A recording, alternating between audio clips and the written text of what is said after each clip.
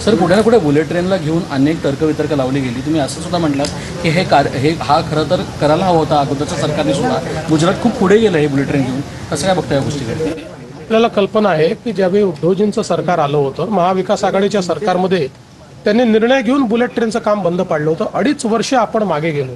आज तुम्ही विचार करा की समजा आपण 70-80 हजार कोटी रुपये ज्याच्यावर गुंतवतोय, त्याच्यामध्ये 2.5 वर्ष काम बंद ठेवणं म्हणजे त्याचा इंटरेस्ट कोणाचं बर्डन कोणावर येणार आहे, त्याची कॉस्ट कोणाला बेअर करावी लागणार आहे. त्यामुळे अशा प्रकारच्या निर्णयांमुळे गुजरातमध्ये बुलेट ट्रेनचं काम खूप पुढे गेलं, आपण मागे राहिलो. पण नवीन सरकार आल्यानंतर आम्ही तात्काळ सगळ्या मान्यता दिल्या, अतिशय वेगानं ते काम चालू केलं. गेल्या 2.5 वर्षात ते काम खूप वेगानं चाललेलं आहे आणि आम्ही आता जी नवीन टाइमलाईन आहे त्याच्यामध्ये ते काम पूर्ण करू. एक मुद्दा समोर आला होता. कालच्या काल महाराष्ट्रातल्या सगळ्या पाकिस्तानी नागरिकांना बाहेर जाण्याच्या संदर्भामध्ये एक माहिती समोर आली होती. किती पाकिस्तानी नागरिक आता भारताच्या बाहेर गेले? असं आहे की एक्झॅक्ट आकडा जो आहे हा लवकरच पोलीस विभाग त्या ठिकाणी घोषित करेल.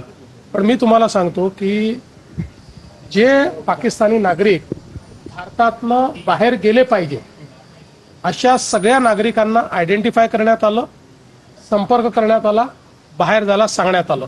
त्याचं ट्रॅकिंग चाललेलं आहे की ते कुठून जात आहेत, काय करतायत, त्याचं ट्रॅकिंग चाललेलं आहे. त्यामुळे त्याची आकडेवारी आपल्याला पूर्ण सांगितली जाईल. पण कोणीही म्हणजे केंद्र सरकारने सांगितलेल्या कॅटेगरीत बसणारा कोणीही नागरिक असा नाही की जो आम्हाला सापडलेला नाही.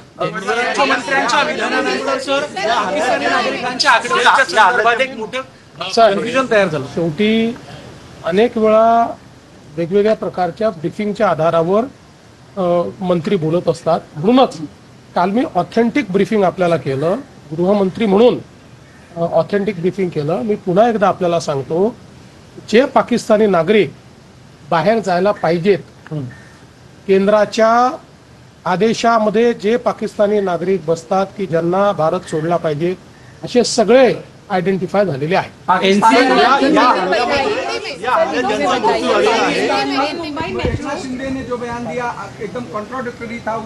देखिए, कई बार अलग अलग प्रकार के ब्रीफिंग के आधार पर बयान दिए जाते हैं. मैं आपको बताना चाहता हूं कि जो पाकिस्तानी नागरिक केंद्र सरकार के आदेश के अनुसार देश छोड़कर जाने चाहिए, ऐसे सबको आइडेंटिफाई कर लिया गया. इसमें से कोई भी बचा नहीं और उनको बाहर भेजने के लिए कंप्लीट ट्रैकिंग चल रहा है. इसका कंप्लीट आंकड़ा जल्दी ही पुलिस आपको देगी. मूल रूप से कंफ्यूजन इसलिए कई बार क्रिएट होता है कि जो पाकिस्तानी नागरिक यानी सिंधी समाज के हिंदू लोग लॉन्ग टर्म वीज़ा के ऊपर यहाँ पर आए हैं, वो लोगों ने सिटीजनशिप के लिए अप्लाई किया हुआ है, इसलिए उनको इस आदेश के तहत भारत छोड़ने का कोई कारण नहीं है. जो लोग शॉर्ट टर्म वीज़ा पर आए हैं, ऐसे पाकिस्तानी नागरिक जो है, इनको 48 घंटे में देश निकाला करना था. उसके लिए महाराष्ट्र ने पूरे तरीके से अपना फर्ज निभाया है. धर्माच्या संदर्भामध्ये मुद्दा समोर आला, परंतु विजय वडेट्टीवार असं म्हणतात की अतिरेक्यांना धर्म विचारण्यासाठी वेळ नाहीये, तो केवळ आतंकवाद आहे, धर्म विचारण्याचा कुठेही वेळ नाहीये. की अशा प्रकारचे स्टेटमेंट्स देऊन जे काही मृत्युमुखी पडलेले आहेत त्यांच्या नातेवाईकांच्या जखमेवर मीठ चोळणं चाललं. आता नातेवाईकांचं म्हणणं आपण सगळ्यांनी मीडियामध्ये दाखवलं आणि नातेवाईकांनी स्पष्टपणे सांगितलं, ज्यांच्या समोर मारलेलं आहे त्यांनी सांगितलं.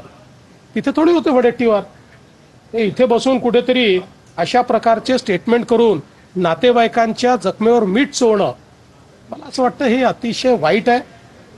आणि म्हणजे मला याच्याकडे शब्द नाही, याला मूर्खपणा म्हणावा की काय म्हणावं मला समजत नाही.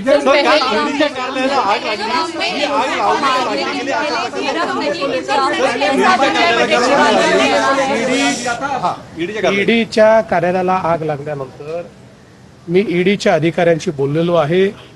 ईडीतला प्रत्येक पेपर, कागद हा त्या ठिकाणी सेफ आहे, त्याचं मिरर इमेजिंग देखील आहे, त्याचं स्टोरेज देखील आहे. त्यामुळे या आगीने कुठल्याही केसला, कुठल्याही कागदाला केसाचाही धक्का लागलेला नाही. बीजेपी सर, लाडक्या भाई- बहिणींना भाई- 21 रुपये ऐसा बयान दिया है जब मुंबई हमले को लेकर दिया था और अब यहाँ पर कंट्रोवर्शियल देखिए, बहुत ही असंवेदनशील और मूर्खतापूर्ण बयान है.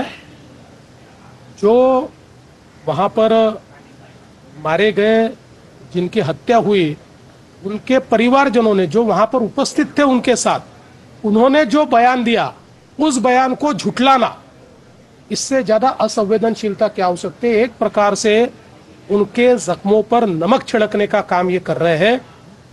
उनको कभी भी ये जो हमारे सारे मरे हुए भाई हैं, उनके परिवार वाले माफ नहीं कर सकते. ऐसा मूर्खतापूर्ण बयान करना एक प्रकार से जो हमारे दुश्मन है उनको बढ़ावा देने वाला ये काम है. सनातून महाराष्ट्रात आलेल्या नागरिकांचं ट्रॅकिंग सुरू असं मुख्यमंत्र्यांनी म्हटलेलं आहे. मुख्यमंत्री फडणवीस यांनी ही प्रतिक्रिया दिलेली आहे. पहलगामच्या पीडित कुटुंबियांच्या जखमेवर मीठ चोळण्याचं काम करू नका असंही फडणवीसांनी म्हटलंय. मुख्यमंत्री फडणवीसांची वडेट्टीवारांवर टीका.